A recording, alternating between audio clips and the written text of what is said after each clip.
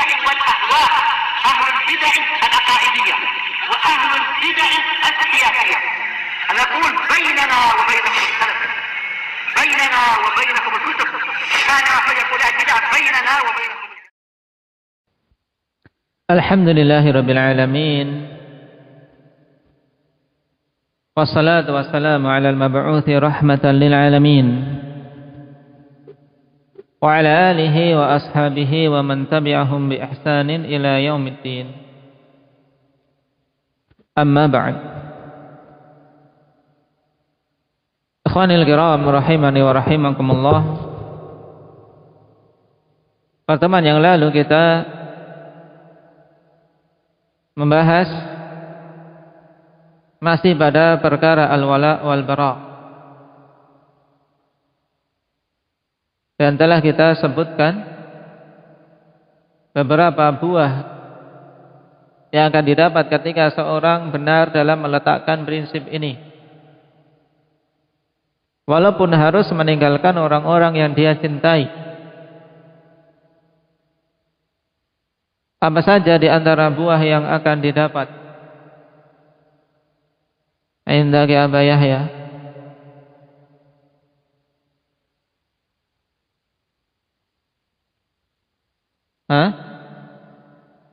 Selamat dari fitnah, taib, dan kerusakan yang besar. Apa dalilnya?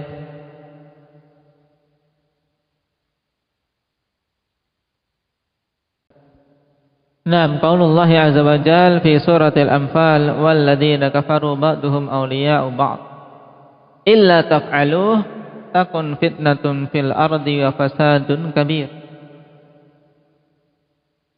Naam, kaum muslimin juga seharusnya mereka saling memberikan wala satu sama lain dan bara'ah terhadap orang-orang kafir. Jika hal ini tidak kalian lakukan, maka akan terjadi fitnah, naam, di muka bumi dan kerusakan yang besar. Naam, yang kedua di antara buahnya apa, Abdul Razak? Naam, Allah Subhanahu wa taala akan berikan pengganti yang lebih baik. Contoh nyata yang Allah sebutkan dalam Al-Quran apa?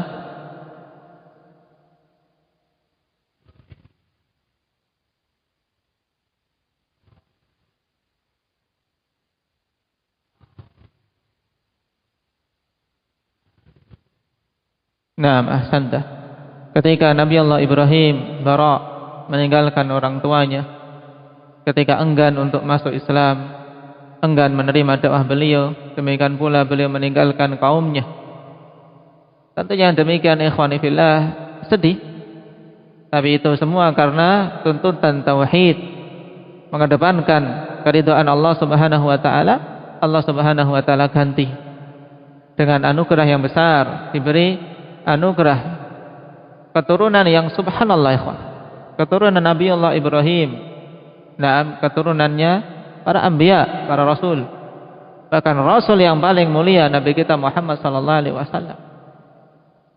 Naam, wahabna lahu Ishaq wa Yaqub. Kami hibahkan, yaitu kami anugerahkan kepadanya Ishaq dan Yaqub, yang dari mereka berdua, ikhwan, keturunan yang banyak. Naam, dari keturunan Yaqub siapa? Bani Israel, ya tidak? Israel adalah nama lain dari Yakub.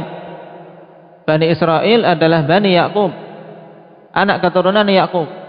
Dan Bani Israel banyak sekali nabi-nabinya.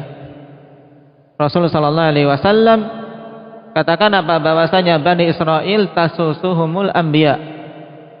Kullama halaka nabiyyun na'am ba'athahu Allahu nabiyyan akhar.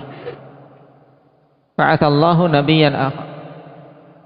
Nah, Bani Israel itu yang apa? Yang mengatur mereka, membimbing mereka itu para anbiya. Setiap meninggal nabi, Allah utus nabi yang lain. Subhanallah. Nah, dan Bani Israel anak keturunan Yakub, yang merupakan apa juga? Nah, dzurriyyah Ibrahim. Nah, demikian pula Ishaq,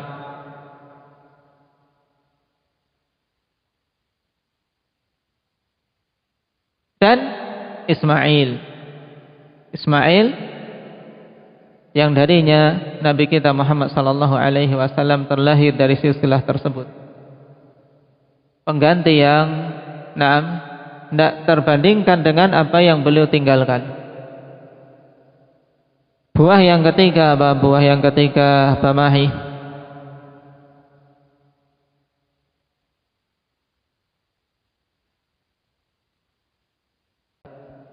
Tayyib, ahsanta.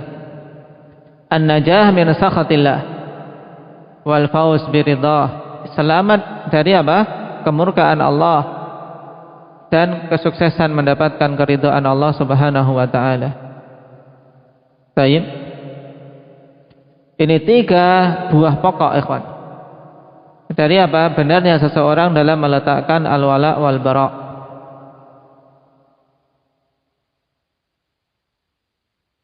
Dan Nabi sallallahu alaihi wasallam dalam menanamkan prinsip ini, ikhwan, terus menerus. Tidak berhenti setahun, 2 tahun, sehari, 2 hari, tidak. Nah, semenjak awal sampai di akhir-akhir menjelang wafatnya beliau. Bahkan, ikhwan, untuk menumbuhkan betul-betul kebencian terhadap kekufuran dan para penganutnya, Rasul sallallahu alaihi wasallam perintahkan untuk menyelisih mereka dalam hal-hal yang asalnya mubah, sebagaimana telah kita lewati dalam khutbah kemarin. Di antara hal dalam hadis ikhwani fillah yang disahihkan oleh Syekh Albani kemarin, hadis siapa? Sa'ad bin Abi Waqqas, siapa yang masih ingat? Pada masalah kebersihan saja. Siapa yang ingat hadisnya? Tayyib. Kalau Nabi sallallahu alaihi wasallam fi hadits Sa'ad bin Abi Waqqas radhiyallahu anhu,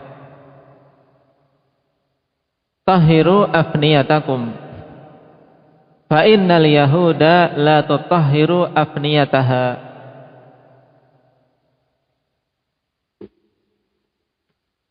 Bersihkanlah teras-teras kalian. Karena sungguhnya orang-orang Yahudi tidak membersihkan teras-teras mereka. Teras bagian depan rumah, kawan, bersihkan. Karena Nabi sallallahu alaihi wasallam perintahkan, dan ini juga bentuk kita menyelisihi orang-orang Yahudi. Sehingga ketika kita mendengar hadis yang mulia ini dihasankan oleh Syekh Albani rahimahullah ta'ala dalam silsilah sahihah. Nah, para ummahat, demikian pula siapa saja yang memiliki rumah untuk mewujudkan apa yang diperintahkan oleh Nabi sallallahu alaihi wasallam tersebut. Dengan Dengan ihtisab, sebagai bentuk mukhalafah, kita selisih orang-orang Yahudi. Nah, sehingga punya nilai pahala di sisi Allah Subhanahu wa taala. Bukan sekedar bersih karena ingin bersih, ingin rapi, tidak. Tapi ternyata ada nilai tersendiri dalam agama. Adanya nilai bara'ah kita, usaha kita untuk menyelisih orang-orang Yahudi. Nah, membersihkan teras ternyata diperintahkan oleh Nabi sallallahu alaihi wasallam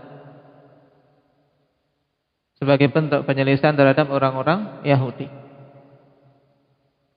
Apalagi hal-hal yang lain. Ini semua untuk apa, ikhwan? Menumbuhkan betul-betul dalam benak kita usaha menjauh sejauh-jauhnya dari kekufuran dan orang-orangnya, dari kesyirikan dan penganutnya. Makanya karena semangat Nabi sallallahu alaihi wasallam yang begitu kuat menanamkan hal ini pada para sahabat, ikhwan, orang Yahudi pun sampai mengakui dan begitu geram. Dalam As-Sahih, berhubungan dengan kisah tatkala orang-orang Yahudi, kebiasaan mereka, ikhwani fillah, kalau wanita haid Wanita haid di kalangan mereka, tidak boleh bergaul, tidak boleh kumpul-kumpul. Nah, walaupun cuma sekedar ngumpul dalam satu ruangan, tidak boleh. Di kalangan Yahudi yang haid ya harus diletakkan di ruangan khusus. Nah, menjadi di karantina yang haid.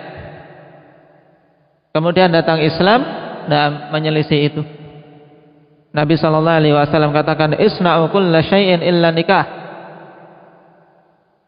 Nah, diperbolehkan apa saja kecuali jima'.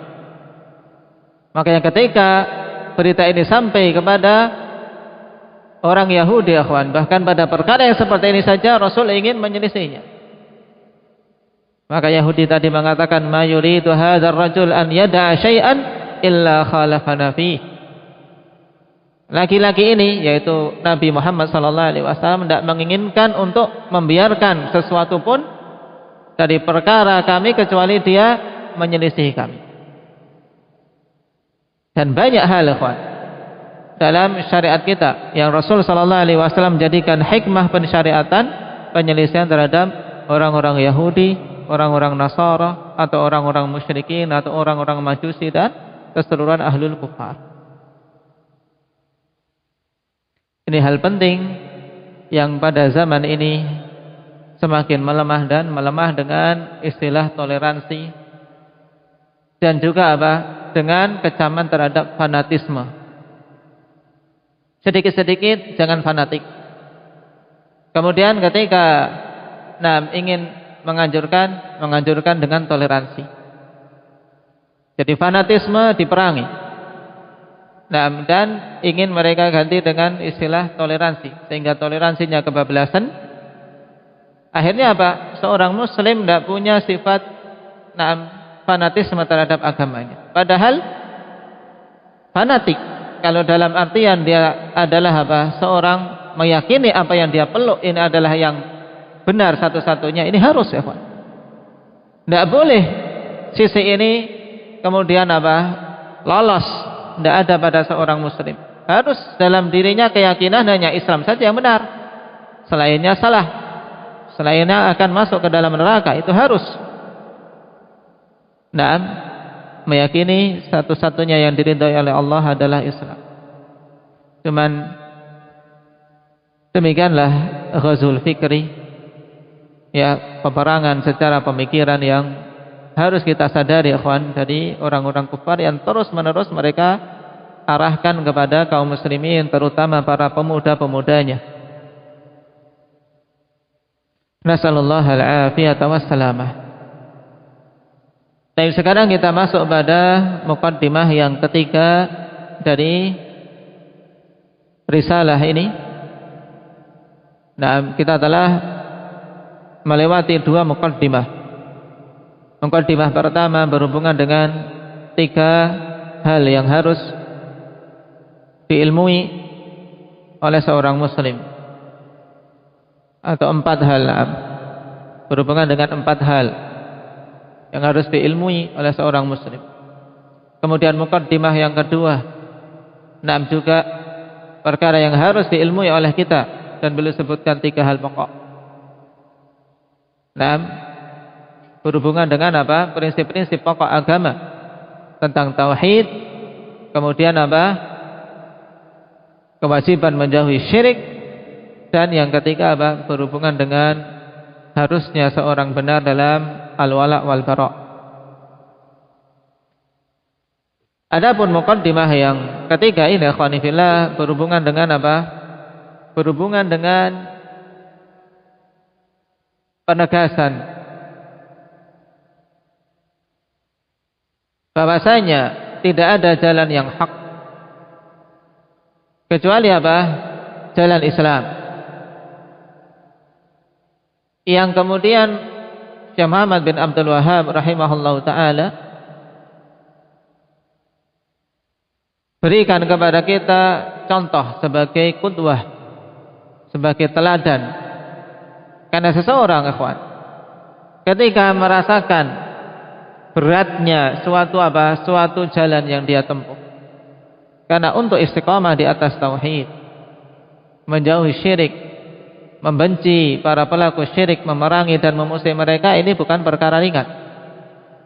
Namun tatkala di sana ada qudwah, ada teladan yang telah mendahului kita dan telah meraih kemuliaan, maka akan terasa ringan. Akan terasa ringan. Maka dikatakan oleh Syekh rahimahullahu taala, "I'lam arsyadakallahu li ta'atih annal hanifiyyata millata Ibrahim."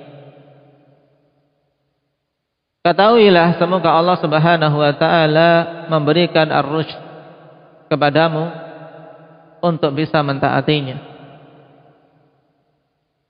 Dan yang dimaksud dengan ar-rusyd pada doa ini, arsyadakallahu li ta'atih.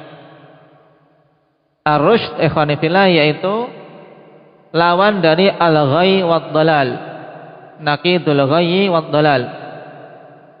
Sebagaimana Allah Subhanahu wa taala kumpulkan dalam ayat ke-256 dari surat Al-Baqarah. Qad tabayyana ar-rusydu minal ghayyi. Telah jelas ar-rusyd dari al-ghayy. Berarti apa? Ar-rusydu adalah lawan dari al-ghayy. Al-ghayy kesesatan di atas ilmu. Nah, berarti ar-rusydu ikhwani fillah yaitu al-hidayah wad dalalah. Yaitu hidayah dan petunjuk. Berarti makna arsyadakallahu li ta'atih yaitu doa agar Allah Subhanahu wa taala memberikan hidayah dan petunjuk kepadamu untuk bisa mentaatinya.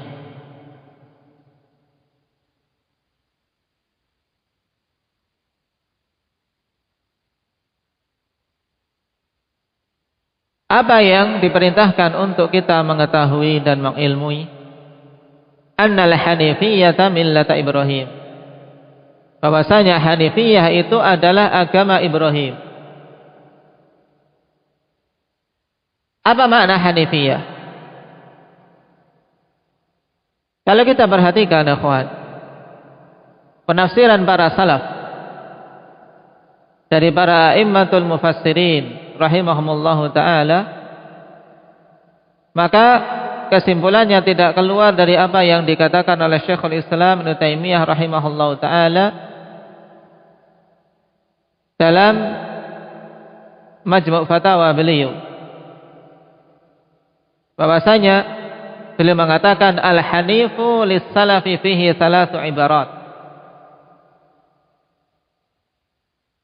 Al-hanif bagi para salaf padanya ada 3 ungkapan. Nah, yang pertama qala Muhammad bin Ka'ab mustaqiman. Mustaqim yaitu seorang yang istiqamah. Wa qala Atha wa Khusayf mukhlisan yaitu yang ikhlas. Ini yang kedua. Wa qala akharun muttabi'an yaitu yang mengikuti, yaitu berjalan di atas ittiba'. Ini 3 ikhwan yang datang dari para salaf tentang makna hanif. Sebagaimana pula disebutkan oleh Ibnu Jarir At-Tabari rahimahullahu taala. Baik.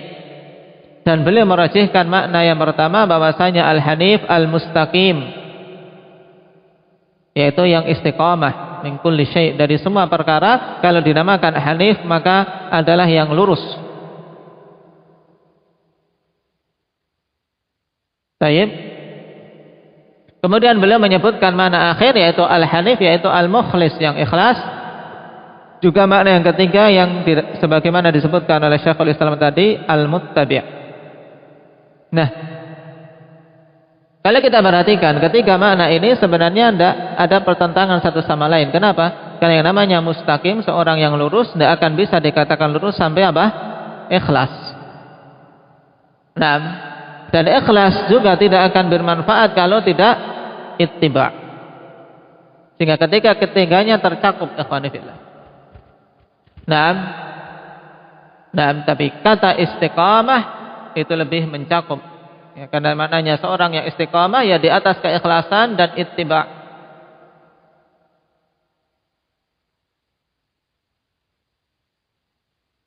Nah, keistiqomahan tersebut kalau berupa agama berarti apa? Yaitu yang senantiasa dia mengarah kepada Allah Subhanahu wa taala dalam peribadatannya dan berpaling dari segala sesuatu selain Allah Subhanahu wa taala. Oleh karena itulah makna istilahi terhadap al-hanif dari sekian banyak perkataan para ulama, ikhwan, yang paling bagus wallahu taala alam dan paling mudah untuk dicerna adalah apa yang dikatakan oleh Ibnul Qayyim dalam Jila'ul Afham halaman 155. Beliau mengatakan al-hanif al-muqbil 'ala Allah al-mu'rid 'amma siwah. Al-muqbil 'ala Allah yaitu seorang yang apa? Senantiasa usahanya, perbuatannya, ibadahnya akhwani fillah diarahkan kepada Allah Subhanahu wa taala dan dia berpaling dari segala sesuatu selain Allah. Nah, inilah hakikat apa? Tauhid, ya tidak? Makanya dikatakan oleh Syekh Muhammad bin Abdul Wahhab rahimahullahu taala bahwasanya al-hanifiyah annal hanifiyata millatu Ibrahim. Bahwasanya Hanifiyah itu adalah agamanya Nabiullah Ibrahim alaihi salatu wassalam, yaitu agama tauhid, agama yang berada di atas fitrah.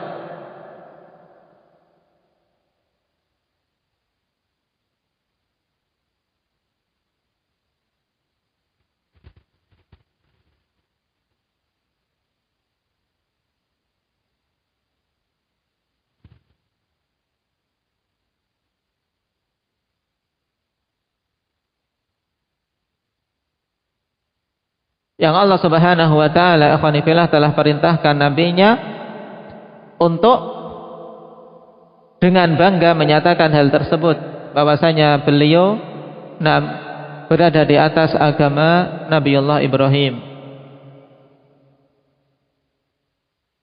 Sebagaimana dalam ayat yang ke-161 dari surat Al-An'am. Allah katakan, "Qul innani hadani rabbi ila siratim mustaqimin dinan qiyaman millata Ibrahim hanifa wa ma kana minal musyrikin." Ini perintah dari Allah. Qul, katakanlah wahai Nabi, sungguhnya telah memberikan hidayah kepadaku Rabbku kepada jalan yang lurus, yaitu agama yang lurus, agamanya Ibrahim yang hanif. Agamanya Nabiullah Ibrahim, seorang yang istiqamah di atas jalan tersebut, dan bukanlah dia termasuk orang-orang musyrik. Nah, ini menunjukkan juga ikhwani fillah bahwasanya seorang yang hanif ya seorang yang mustaqim. Berarti Hanifiyah adalah agama yang semua para anbiya menyeru kepadanya, yaitu untuk kokoh di atas jalan tauhid dan meninggalkan syirik.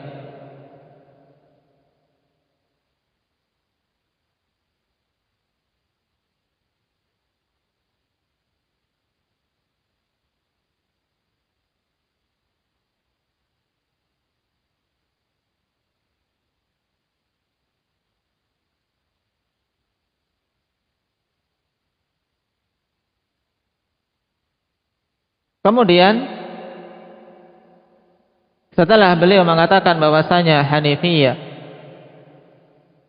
adalah agamanya Ibrahim,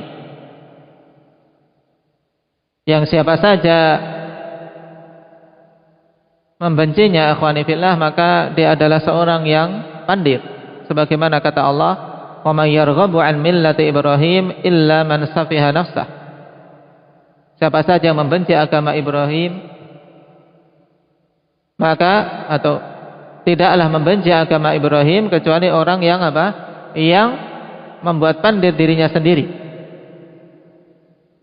Karena memang seorang yang berakal tidak akan memilih agama kecuali agama Nabiullah Ibrahim, yang kemudian diteruskan oleh para anbiya setelahnya sampai kepada Nabi kita Muhammad sallallahu alaihi wasallam. Bahkan tadi Nabi sallallahu alaihi wasallam sendiri saja diperintahkan untuk apa? Untuk menegaskan bahwasanya beliau di atas agama Ibrahim alaihi salatu wassalam.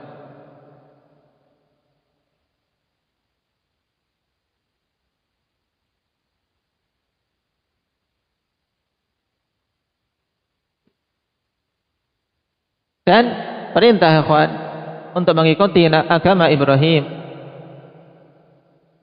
selain hardikan atau celaan bagi orang yang membencinya, juga datang perintah secara apa? Secara umum, agar kita semua mengikuti apa? Agama Ibrahim alaihi salatu wassalam, yaitu dalam firman-Nya di surat Al-Hajj ayat yang ke-78,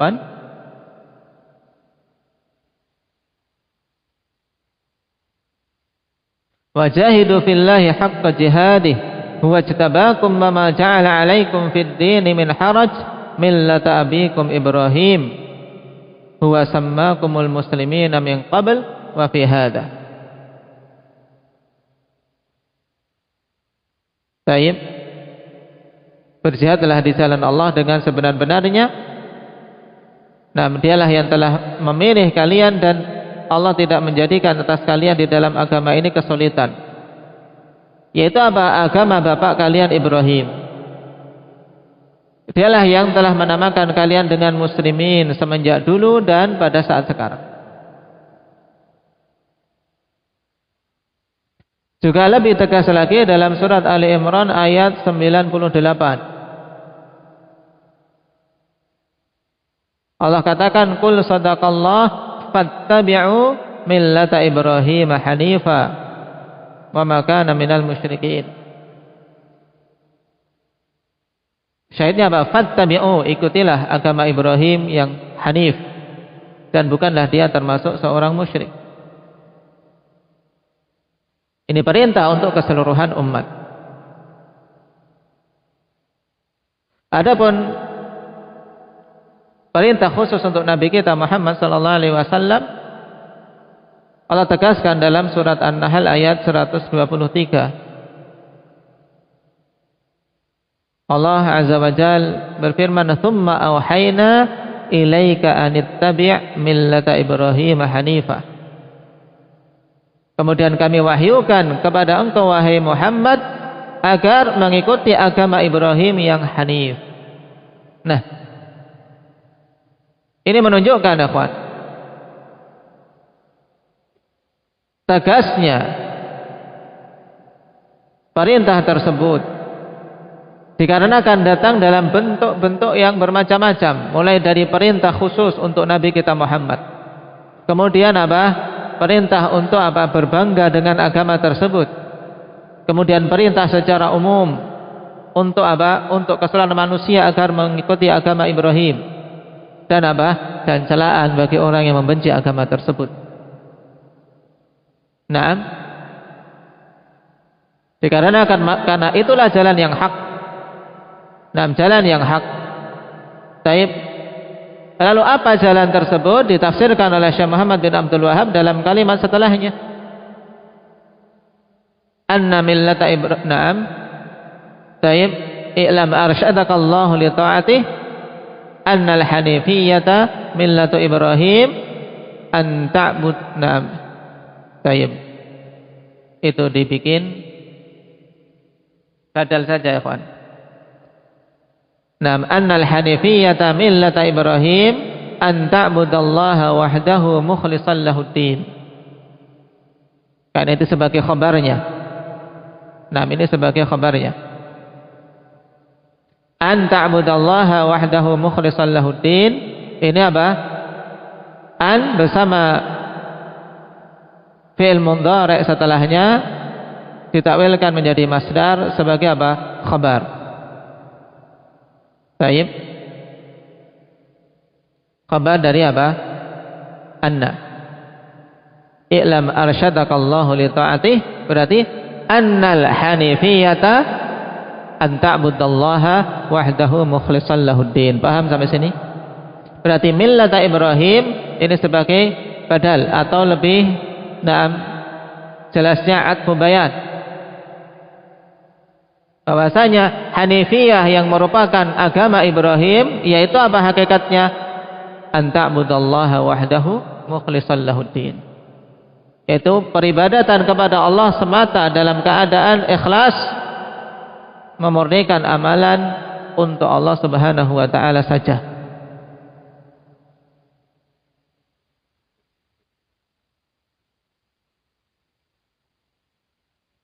Berarti agama Hanifiyah yang merupakan agama Ibrahim dan agama-agama semua para rasul, karena inti dakwah mereka sama, yaitu untuk mentauhidkan Allah. Hakikatnya ini yaitu apa? Ibadatullah ta'ala wahdah, peribadatan kepada Allah semata dan pengikhlasan ibadah itu untuk Allah Subhanahu wa taala saja. Dan perintah untuk ikhlas ikhwanifillah dalam Al-Quran banyak, baik itu perintah yang khusus untuk penerima wahyu maupun perintah yang sifatnya umum. Perintah yang khusus untuk Nabi kita, yang hakikatnya juga perintah untuk kita semua, diantaranya apa? Firman Allah Subhanahu wa ta'ala dalam surat Az-Zumar, qul inni umirtu an a'budallaha mukhlishan lahuddin. Katakan wahai Nabi, sesungguhnya aku diperintahkan untuk beribadah kepada Allah semata, mengikhlaskan amalan untuknya saja.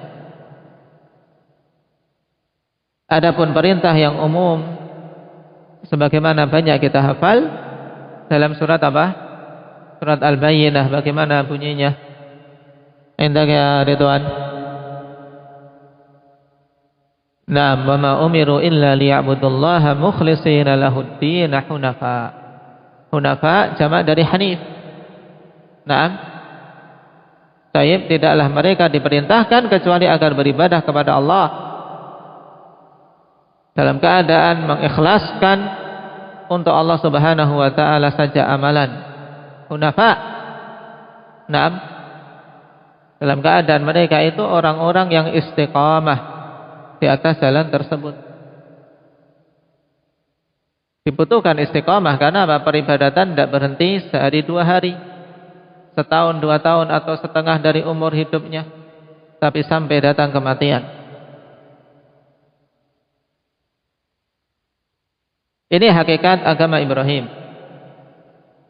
yaitu an ta'budallaha mukhlishan lahuddin. Dan ibadah telah berkali-kali kita lewati. Maknanya apa, Umar? Secara istilah,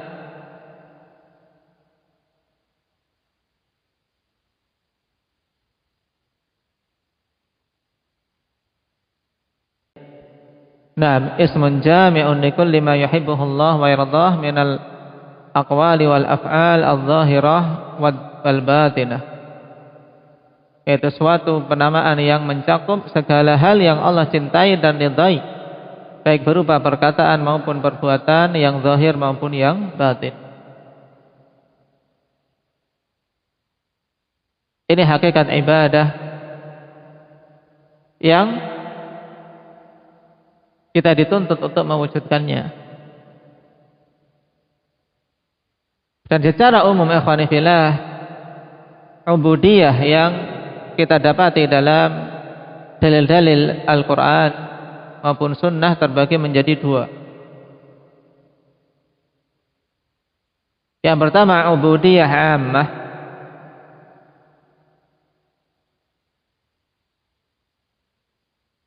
yaitu yang berupa ketundukan terhadap ketetapan Allah yang sifatnya kauni.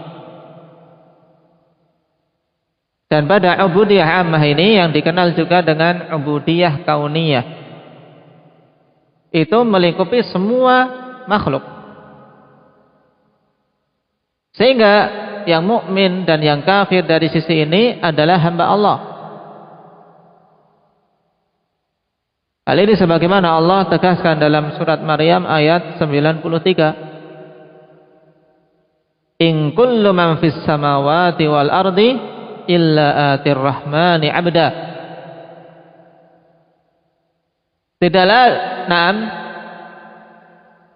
Tidaklah semua apa yang ada di langit dan bumi kecuali datang kepada Allah sebagai hambanya. Nah, abdan berarti apa? Dia seorang hamba Allah. Ada padanya sifat ubudiyah, tapi ubudiyah apa? Ubudiyah apa akhana Ba Yusuf? Ubudiyah yang ammah, ubudiyah yang umum atau dikenal dengan ubudiyah kauniyah. Kenapa? Karena tunduknya ya pada ketetapan Allah yang kauni. Hidup, mati. Tidak bisa aku tidak mau mati, tidak bisa. Ketika ditetapkan sakit, ya sakit. Sedangkan yang kedua, ubudiyah khassah, yang juga dinamakan dengan ubudiyah syar'iyah. Inilah yang dimaksud dalam pembahasan kita. Ubudiyah syar'iyah yang dituntut untuk kita wujudkan beribadah kepada Allah Subhanahu wa taala semata di atas syariat yang dibawa oleh rasul-rasulnya. Naam.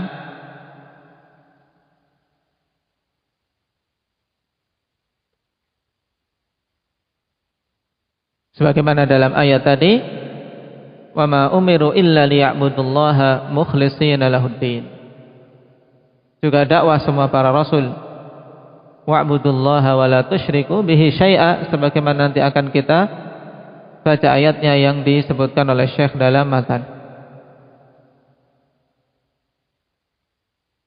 Barakallahu fiikum. Mungkin itu dulu. Kita ucapkan sekian. Nasallallahu at-taufiq was sadad walhamdulillahi rabbil alamin.